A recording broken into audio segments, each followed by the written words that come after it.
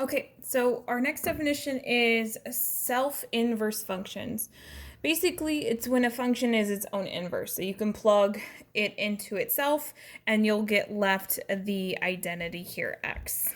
Okay, so let's look at example 21. It says show that f of x is a self-inverse function. So I'm going to take f of f and see what we have left over. Hopefully we get this x here.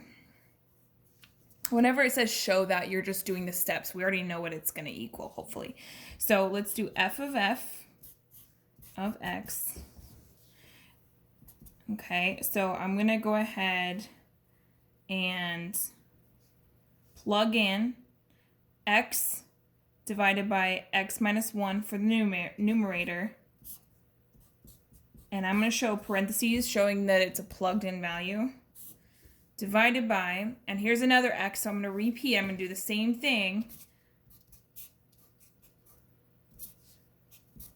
And that's what it looks like. Okay, so I swapped out both of these x's for the entirety of f of x. So let's see what we can do here. So I'm seeing that we have a combining feature here. So I'm going to go ahead and write that. Whenever you combine fractions, remember it has to have the same denominator, correct? So I'm going to go ahead and change this 1 with a denominator of x minus 1. So if I put an x minus 1 on the bottom, okay, the top also needs an x minus 1.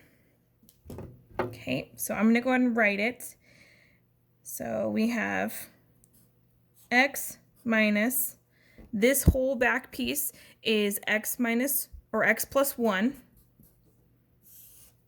And then this whole piece is x minus 1 on the same denominator.